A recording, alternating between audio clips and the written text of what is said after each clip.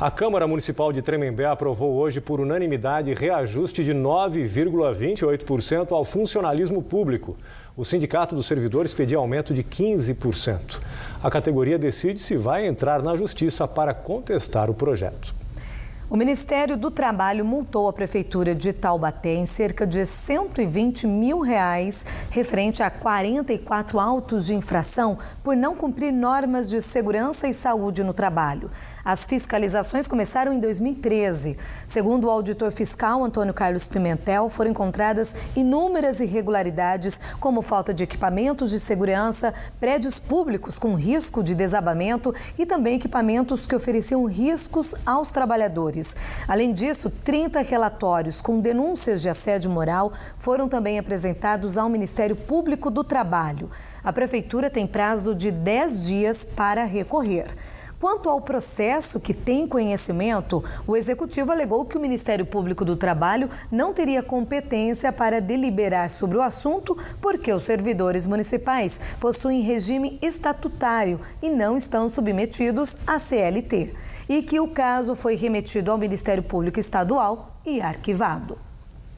A Igreja Matriz de Redenção da Serra não sofre apenas a ação do tempo. O descaso e o abandono das autoridades também contribuem para a deterioração do prédio, considerado patrimônio histórico. O estado da igreja ficou ainda mais crítico no ano passado, após uma forte chuva. E até hoje, nenhum reparo foi feito. O relógio mostra o que aconteceu com a restauração que era para ser feita na Igreja de Santa Cruz, em Redenção da Serra. As horas pararam e a reforma também.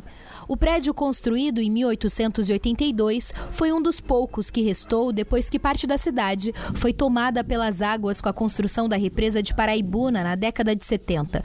As trincas e rachaduras nas paredes do templo desenham histórias dos moradores que guardam boas lembranças na memória. Essa igreja eu brincava no pátio dela desde criança, né? Fui criado aqui, estudei aqui. Aquilo ali é uma história da gente. Aquilo ali, fico até emocionado. Derrubar uma igreja aquela ali, acabou com a nossa cidade. Para seu Hélio, a igreja faz parte de momentos marcantes da vida. Foi nela que, há 55 anos, ele casou com a dona Benedita. Viúvo e pai de 5 filhos, ele se emociona ao lembrar da importância da matriz. Faz falta, sim, porque até uma parte do povo mora lá, precisa ir à missa, precisa fazer batizado e tudo mais, e a igreja fechada, né? Então a gente está esperando que uma hora Deus abençoe e alguém arrume, né? Eu até emociono em falar. Durante 9 anos, a igreja ficou fechada entre 2004 e 2013, quando um grupo de moradores e a prefeitura decidiram limpar, reabrir o local e começaram a realizar missas esporádicas, grupos de orações e a primeira comunhão. A última missa aconteceu em fevereiro deste ano. Em 2013, a Band Vale fez uma matéria sobre a situação da matriz. Na época, durante a gestão do ex-prefeito Benedito Manuel Moraes, do PMDB, a prefeitura chegou a assumir a concessão do local, que era da CESP. O primeiro grande passo foi dado, que era a concessão. E agora, qual é o próximo passo? É o licenciamento junto à CETESB, né?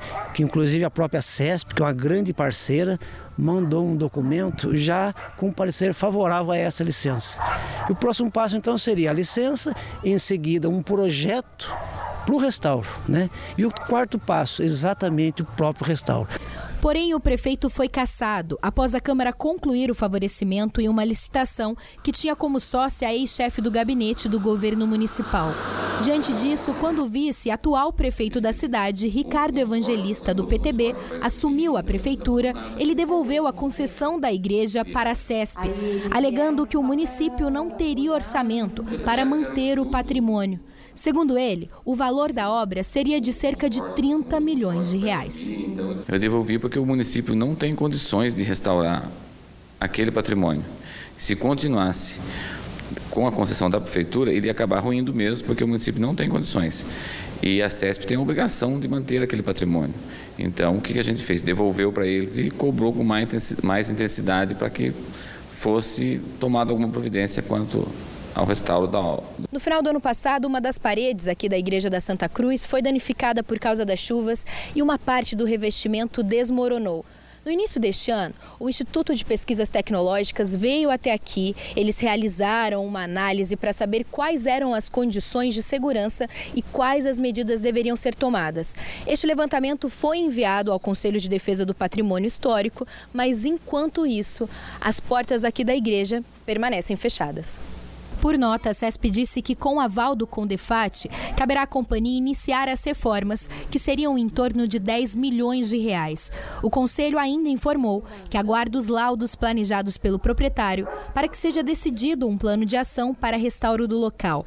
De acordo com o presidente da Câmara Municipal, o Legislativo continua cobrando a CESP para agilizar o andamento das obras emergenciais. Telhado, que é a taipa, que é o madeiramento, não é ainda um restauro, porque o restauro é uma outra coisa mais ampla, mas a obra é emergencial e nós estamos aqui cobrando direto. Enquanto o cenário de abandono da igreja não muda, os moradores de Redenção da Serra ficam com a saudade do tempo em que a matriz era aberta. Muito boa, né? O padre José, na época, a festa lá tudo era boa, né? Tem que arrumar, né? Faz muita falta a igreja lá. Um prédio no centro de Guaratinguetá pegou fogo hoje. As chamas começaram em um apartamento no segundo andar. A polícia isolou a área, evacuou o imóvel, onde funciona um escritório de advocacia e uma loja de departamentos. Os bombeiros levaram 40 minutos para controlar o incêndio. Não houve feridos e as causas serão investigadas. Moradores de Catuçaba estão vivendo no escuro. Segundo eles, há 40 dias não há energia no distrito que pertence a São Luís do Paraitinga. A população afirma já ter feito várias reclamações e até agora a escuridão continua. O prefeito Carlos Peão disse que é o responsável, inclusive, pela iluminação pública na cidade, diz que Catuçaba está sem luz devido à queda de uma chave magnética e que a cidade não tem dinheiro para fazer o reparo, que tentou negociar sem sucesso com a Electro o restabelecimento da energia e, por isso, contratou, então, uma empresa terceirizada, mas ainda não há prazo para a energia voltar em Catuçaba. Nós tentamos contato com a empresa Electro e não tivemos retorno.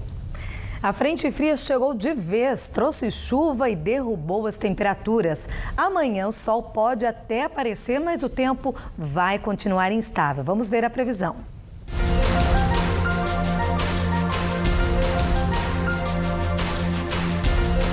Na Serra da Mantiqueira, a sexta-feira vai ser de tempo fechado e chuvoso.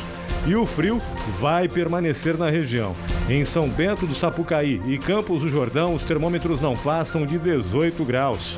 No Vale do Paraíba, muitas nuvens e chuva a qualquer hora e as temperaturas não sobem. Em Caçapava, máxima de 20 graus, em Aparecida faz 22 e em Cruzeiro, os termômetros atingem 23 graus amanhã. No litoral norte não deve dar praia nesta sexta-feira. Mínima de 17 e máxima de 22 graus em São Sebastião e Ubatuba. Em São José dos Campos, a quinta-feira foi fria e chuvosa. A máxima não passou de 20 graus. Amanhã podem ocorrer algumas curtas aberturas de sol, mas deve chover no final do dia. A máxima sobe para 24 graus. Em Taubaté, a sexta-feira vai ser de muitas nuvens e chuvas a qualquer hora. Mínima de 13 e máxima de 23 graus.